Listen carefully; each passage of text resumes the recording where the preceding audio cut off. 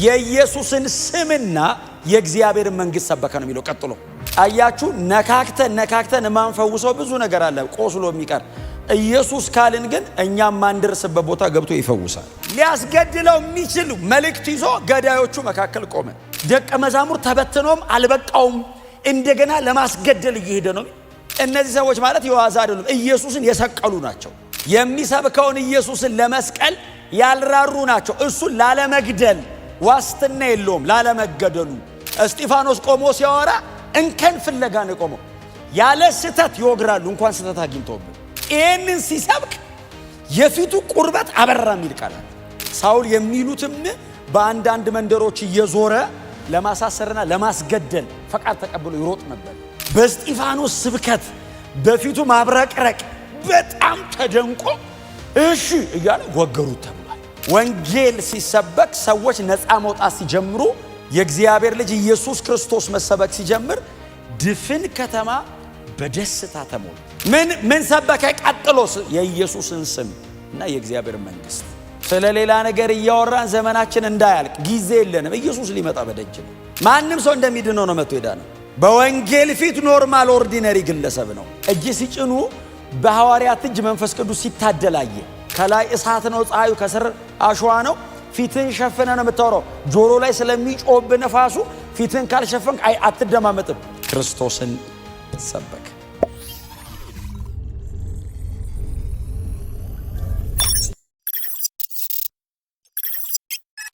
ከጌታ ጸጋና ሰላም ይብዛላችሁ። እንዴት ሰነበታችሁ? የአምላካችን እግዚአብሔር ስም ከዘላለም እስከ ዘላለም የተመሰገነ ይሁን። ለጌታ ክብር እንስጥ።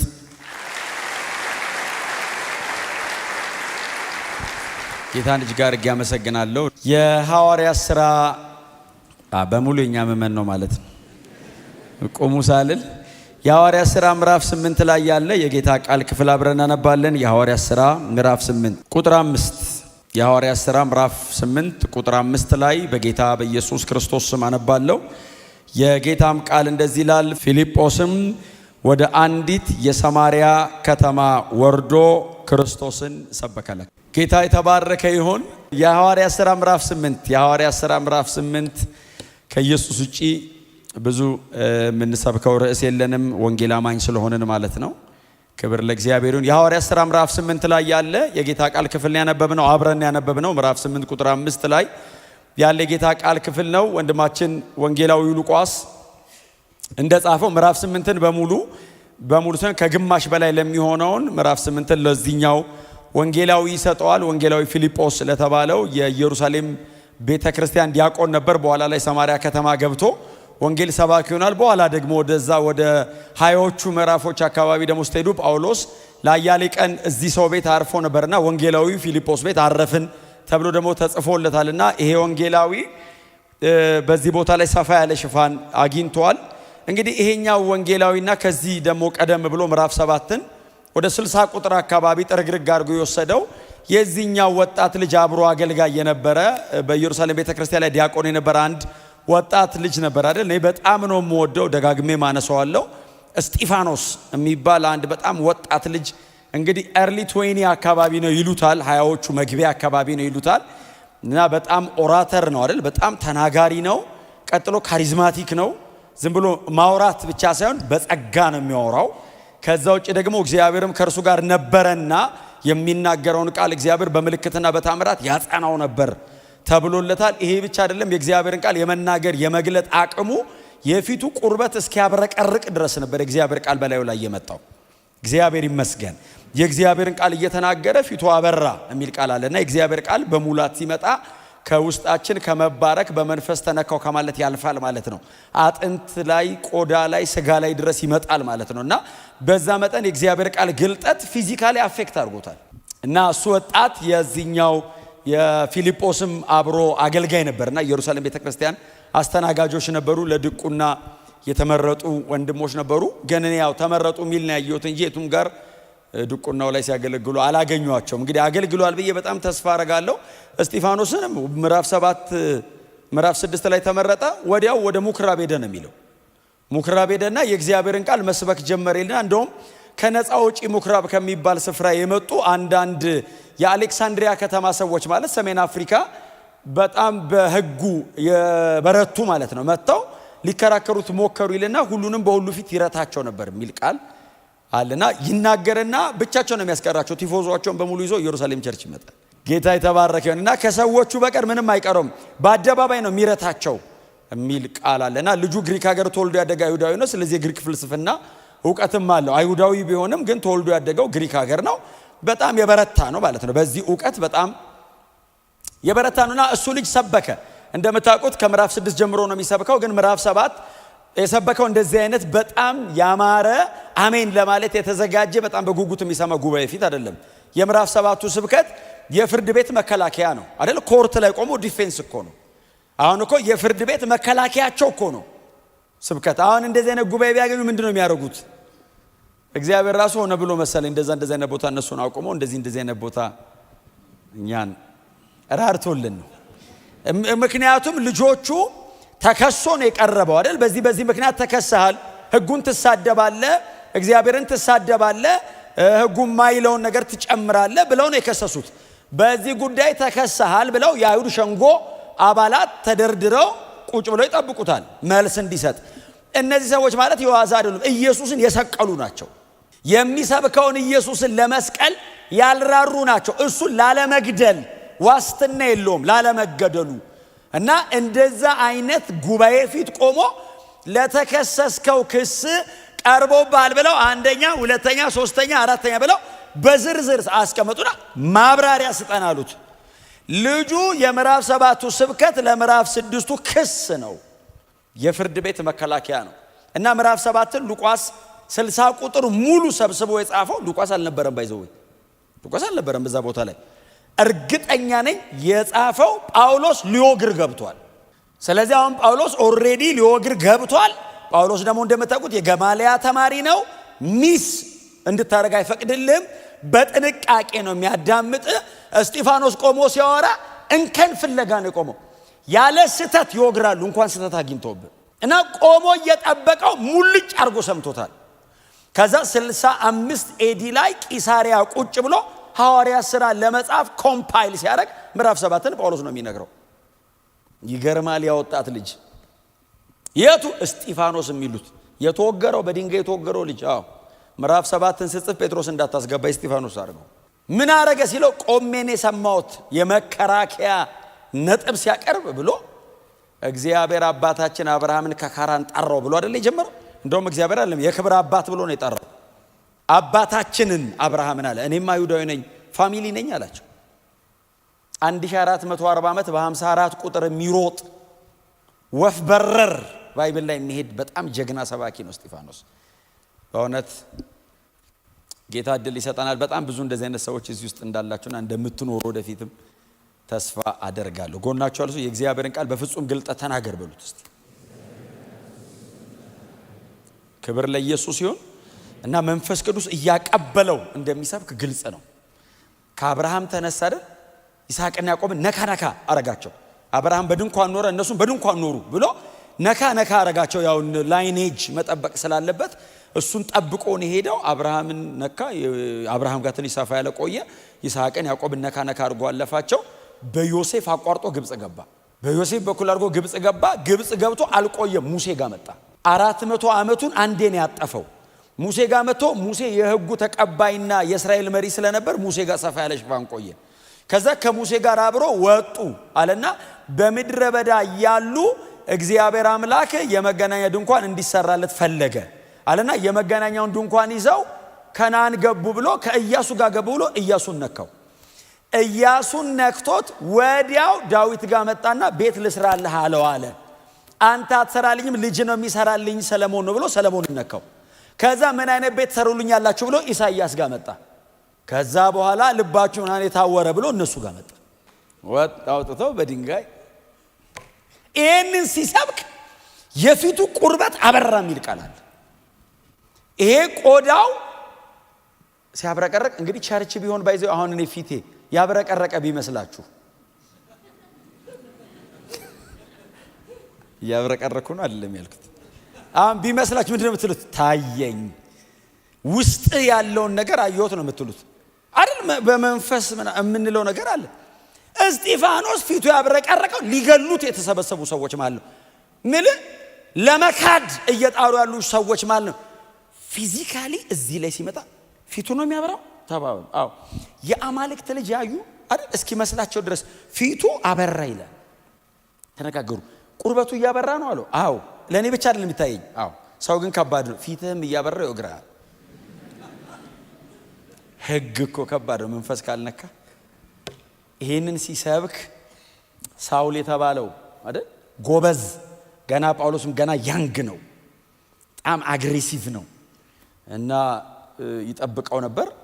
ከከተማ ወደ ዳር አወጡትና በድንጋይ ሲወግሩት አስወጋሪ ሆኖ የወጋሪዎቹ ልብስ ቆሞ ይጠብቃል። እስጢፋኖስን ካስገደለ በኋላ አይደል ምዕራፍ 7 ላይ ካስገደለ በኋላ ምዕራፍ 8 ላይ አማኞች በሙሉ ሲሰደዱ አላበቃም ጳውሎስ አይደል ሳውል የሚሉትም አይደል የሚለው ምዕራፍ 8 መጀመሪያ ላይ ሳውል የሚሉትም በአንዳንድ መንደሮች እየዞረ ለማሳሰርና ለማስገደል ፈቃድ ተቀብሎ ይሮጥ ነበር ይላል። ትላንትና አጠገቡ ያለው ወንድሙ የተገደለበትን ወንጌል ነው ይዞ ፊልጶስ ሰማርያ የገባው። ትላንትና ይሄንን ልጅ ጓደኛውን አስገድሎበታል። ያስገድላል ማለት ነው። አሁን ሲሰብከው ይቀበሉኛል፣ ይሰሙኛል፣ ያዳምጡኛል ብሎ አይደለም። ትላንትና አጠገቡ ያለ አብሮት የሚያገለግለው ወንድም በድንጋይ ተወግሮ ተገሏል። ዛሬ ወደ ሰማርያ ከተማ ሲገባ ፊልጶስ የሰማርያ ከተማ በጣዖታት የተጠቀጠቀች ከተማ ናት። የአሕዛቦች መናኸሪያ ናት። ከአይሁድና አሕዛብ ተጋብቶ የተወለደች ስለሆነች ሊያስገድለው የሚችል መልእክት ይዞ ገዳዮቹ መካከል ቆመ። ወደ ሰማርያ ከተማ ወረደ ይላል። አይ ቲንክ ቴዎፍሎስ ሲያነብ በጣም በጉጉት ነው የሚያነበው። ምክንያቱም የሉቃስ ትረካ በጣም አስገራሚ ነው። በጣም አስገራሚ ነው ትረካውና ቴዎፍሎስ ምዕራፍ 7 እስጢፋኖስ ተገደለ ተብሏል። ቴዎፍሎስ የመጽሐፉ ተደራሲ ማለትና የግሪክ ሀገር ከበርቴና ባለስልጣን ስለነበር ቀጥሎም ደግሞ የመጽሐፉም አሳታሚ ነበር ይሉታል። ተጽፎ እንዲቀመጥ የሚያደርግ ነውና አሁን እንደኔ ሐዋርያ ሥራን ጨርሶ አይደለም እየተመለሰ የሚያነበው የመጀመሪያ አንባቢ ነው። አሁን እናንተ የመጀመሪያ አድማጭ አይደላችሁም፣ ታስታውቃላችሁ አሰማማችሁ። እስጢፋኖስን ከኔ በላይም ደጋግማችሁ ብላችሁት ሊሆን ይችላልና ቴዎፍሎስ ግን እያነበበ ነው። ወይ ምናልባት እንግዲህ ትልቅ ሰው ስለሆነ ክቡር ሆይ ሂዝ ኤክሰለንሲ የሚል ከፊት ስላለው ባለስልጣንም ሊሆን ስለሚችል አጠገቡ የሚያነብለት ሰው ሊኖር ይችላል። እና ምዕራፍ 7 እየተነበበለት በእስጢፋኖስ ስብከት በፊቱ ማብረቅረቅ በጣም ተደንቆ እሺ እያለ ወገሩት ተብሏል። አስወጋሪው ሳውል ነው የሚል እያነበበ ነው። ቀጥሎ ምዕራፍ 8 ይሄ ሳውል የሚሉ ሰውዬ አላቆመም፣ እያሳደዳቸው ነው። ደቀ መዛሙር ተበትኖም አልበቃውም፣ እንደገና ለማስገደል እየሄደ ነው።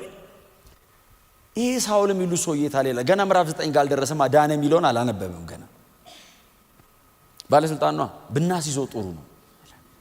ወንጌል ቢሄድ እያነበቡልን ፊልጶስ ሰማርያ ከተማ ወረደ ሲለው እሺ ቀጥል። ከዛስ ወርዶ ምን አረገ? ትላንትና በወንጌል ምክንያት ተገሏላ ሰው ተወው ይሄን ወንጌል። ሰማርያ ከተማ ገብቶ ነገደ። ሰማርያ ከተማ ገብቶ ሌላ ርዕስ ያዘ። ሰማርያ ከተማ ገብቶ ኑሮን ቀጠለ። ክርስቶስን ሰበከው። He was preached Christ alone. ወደ ሰማርያ ከተማ ወረደው ክርስቶስን። ሰማርያ ከዚህ ፊት ትንሽ ተነካክታለች አይደል? ወደ ውስጥ ባይገባባትም ዮሐንስ ወንጌል ምዕራፍ 4 ላይ ጌታችን ነክቷታል። ሲካር ድረስ ገብቷል። ሲካር ሴኬም the oldest city ነው። በእነ አብርሃም ዘመን ሴኬም የሚባለው ማለት ነው። አሁን ሲካር ብለውት ነው። ምክንያቱም ውሃ መቅጃው ራሱ አብርሃም ለይስሐቅ ለልጁ ለያዕቆብ የሰጠው፣ ያዕቆብ ደግሞ ለልጁ ለዮሴፍ ያወረሰው ነው። እንግዲህ በእነ ያዕቆብ ዘመን የነበረ ምንጭ ነው አይደል? ጌታ ኢየሱስ ሲገባ ያቺን ሴት ያገኘበት ቦታ ውስጥ ድረስ አልገባም። ኢየሱስ ለመቀደስ ስለሆነ ዳር ድረስ መጥቷል።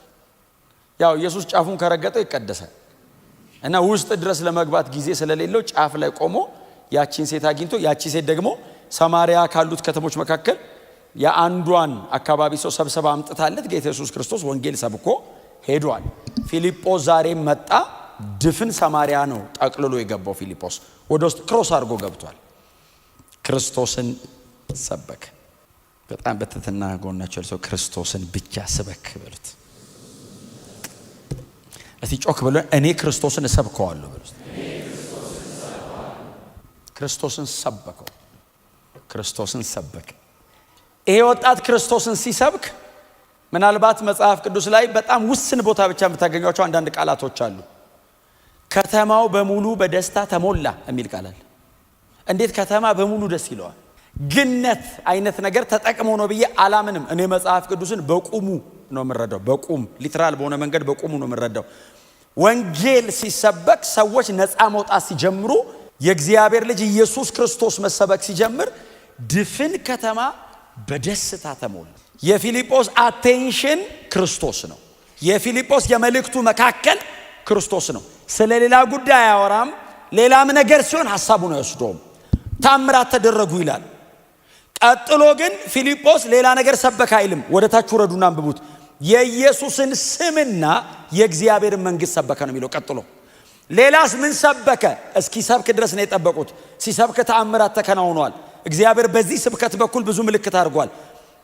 ምን ሰበከ? ቀጥሎስ የኢየሱስን ስም እና የእግዚአብሔርን መንግስት ሰበከ የሚለው ቃል ትንሽ ጠንከር ያለ ቃል ነው የሚጠቀመው። የወንጌላይዞ አይነት ብቻ ሳይሆን ኬሩሶ ነው አይደል የሚጠቀመው ቃል። ዝም ብሎ ሰበከ ማለት አሁን አደባባይ ላይ ቆመን እንደምንሰብከው አይነት ስብከት ብቻ አይደለም። የፊልጶስ እንደ ትእዛዝ ነው ያወራው። ጌታን ብትቀበሉ ጥሩ ነው አይደለም ያለው፣ ተንበርከኩ ነው ያላቸው። ወንጌላዊ ሲኮን እንደሱ ነው የሚኮነው። ክብር ለእግዚአብሔር ይሁን። እና የሰበከው ኬሩሶ ነው፣ ትእዛዝ ነው። ኢየሱስ ክርስቶስ ብቻ ነው ብሎ ሰበከ። ድፍን ከተማ ተንበረከከ። ድፍን ከተማ ሐሴት አደረገ። መጽሐፍ ሲነግረን ወንጌል ሲገባ የሚገለጡ ነገሮች አሉ። ሲሞን የተባለ ጠንቋይ፣ እኛንን ጠንቋይ ያልነው በኋላ ላይ ነው ሉቃስ ወደታች ወርዶ ጠንቋይ የሚለው እንጂ የከተማው ሕዝብ ታላቁ የአምላክ ኃይል ብለው ነው የሚጠሩት። የእግዚአብሔር ኃይል ነው ብለው የሚጠሩት። ራሱን ጰራቅሊጦስም ነኝ ብሎ ይጠራል። የምጠበቀው መሲህ ነኝም ይላል። ኔኔቫ ለምትባለው ማምላክ ባል ነኝ ይላል። ብዙ ነው ብቻውን። እና ፊልጶስ እየሰበከ እያለ ሲሞን መጣ ይላል። ፊልጶስ ሆይ አለው። አቤት አለው። አንተ የምትሰብከውን ይህንን ወንጌል እኔ መቀበል እፈልጋለሁ አለው። እሺ አለው። የፊልጶስ ቢዝነስ አይደለም ጠንቋዩ። የሲሞን ማንነት የፊልጶስ ፕሮግራም ውስጥ የለም። ፊልጶስ ክርስቶስን ብቻ ነው የሚሰብከው። እግዚአብሔር አይናችንን ሰብስቦ ልጁ ላይ ያርግልን። እውነቴን ነው የምነግራችሁ። ስለ ሌላ ነገር እያወራን ዘመናችን እንዳያልቅ ጊዜ የለንም። ኢየሱስ ሊመጣ በደጅ ነው። ስለ ብዙ ነገር እናውራ ካልን ርዕሱ አያልቅም፣ እድሜያችን ያልቃል። አያችሁ፣ ነካክተን የማንፈውሰው ብዙ ነገር አለ ቆስሎ የሚቀር። ኢየሱስ ካልን ግን እኛም ማንደርስበት ቦታ ገብቶ ይፈውሳል። ጮክ በሉና ኢየሱስ በሉ ውስጥ ክርስቶስን። ሲሞን መቶ ተንበረከከ። ዋው አላለም ፊልጶስ። ማንም ሰው እንደሚድነው ነው መቶ ሄዳ ነው። በወንጌል ፊት ኖርማል ኦርዲነሪ ግለሰብ ነው። ተንበረከከ። እንደሚቀበሉት ተቀበለ። ከዛ አብሮ ተቀላቀለ። ፊልጶስ ከሲሞን ላይ አጋንንት አላወጣም። ሁሉም ጮሆ አይወጣም ማለት ነው። ረገጠው። ዶሚኔት ነው ያደረገው። ቴሪቴሩ ላይ መጥቶ እንዳይሰራ አረገው። ፓራላይዝ አረገው አይደል? ሁሉም አሁን እንደዚህ አይደለም። አሁን ይወስን እኮ ነው ጮሆ የሚወጣው አይደል? የብዙ ሰው እኮ ዝም ብሎ ነው የሄደው። ቸርች መጥቶ ቸርች ሲመጣ በዛው ቀረ እንትን ከኋላ መንፈስ ቅዱስ እዚህ ያገኘው በቃ። እና የሲሞን ረገጠው። ሃይራርኪ ነው በጣም ዘግቶ ረግጦ ሰማርያን ይዞ ነበር። ገንጥሎት ወጥቶ ረገጠው። አልቻለውም። ሬዚስት አላረገው። ልቀበላለው ተቀበላለው ተቀበለ። አብሮ ተቀላቅሎ ሲኖር መጽሐፍ ቅዱስ ሲናገር ፊልጶስ አገልግሎቱን እየጨረሰ እያጠናቀቀ ስለነበረ የኢየሩሳሌም ቸርች ጴጥሮስና ዮሐንስን ለመንፈስ ቅዱስ ሙላት እና ያለውንም ነገር ደግሞ እንዲያስተካክሉ ላከቻቸው። ቤተክርስቲያን ሰዎቹ መጡ። ጴጥሮስ እንደምታውቁት በጣም አግሬሲቭ ነው። በጣም አግሬሲቭ። ድሮች እኩል ነበር። መንፈስ ወርዶበት ማቹር ሲያደርግ ደግሞ አግሬሲቭ ነው፣ አይታገስም። መጣ ጴጥሮስ እና እጅ ጭናሉ። እጅ ሲጭኑ በሐዋርያት እጅ መንፈስ ቅዱስ ሲታደላየ ሳይመጣ በእውነት አስቸጋሪ እኮ ነው። ታውቃለህ፣ የቆየ ነገር ቶሎ አይለቀም። ገነፈለበት። ተመልሶ ቦታውን መያዝና እሱም ያችን ኃይል ማከፋፈል ፈለገ። መጣና ጴጥሮስ እንደዚህ ያለው ጠቀም ያለ ስጦታ ይዞለት መጥቶ ይቺን የምትሰጧትን ነገር ምኗን አለው እቺ እጅ ስጭኑ የምታድሏትን ነገር እኔም ባድል እንዴት አርጋለሁ? እኔ ብር ልስጣችሁና እናንተ እስቲ የሆነ ነገር አድርግና እስቲ እኔም ላድል ሲል ጴጥሮስ ምንድን ነው ያለው? አይ አለው ይሄ እግዚአብሔር ካልመረጠ በቀር አይሆንም አለውና ተጠንቀቅ፣ ንስሐ ግባ አለው። መጽሐፍ ሲናገር ሲሞንም ተንቀጠቀጠ፣ ፈርቶም በእነ ጴጥሮስ እግር ስር ወደቀና እንደዚህ አለ፣ እባካችሁ እግዚአብሔር እንዳይቆጣኝ ለምኑልኝ ሲለው ራስ ይምርህ እንደሆነ ለምን አለው። ወደ ጸሎት ነው የገባው። መሃል ላይ ፊልጶስ ትቶት የሄደውን ሲሞን ጴጥሮስ ቆረጠው። ወደ ፊልጶስ ተመለስ አይደል? አሁን መጽሐፍ ወደ ፊልጶስ ተመለስና ፊልጶስን መንፈስ ቅዱስ መጣና ተነስ አለው። ወደ ሊሄድ ሲለው ወደ ይሁዳ ምድረ በዳ ሂድ አለው። በእውነት እግዚአብሔር ሲመራ እኮ እንዴት ከባድ ነው። መቼስ እኔ አሁን ፓስተር ያለን አሁን እዚህ ጋር ቆሜ ይሄን ሳወራ ከባድ ቢሆንም ግን እግዚአብሔር ሲመራው ከትልቅ ሪቫይቫል አሁን የሰማሪያ ሪቫይቫል እኮ በፊልጶስ ምክንያት እኮ ነው የመጣው። ምክንያቱ ፊልጶስ ነው፣ ጴጥሮስ አይደለም።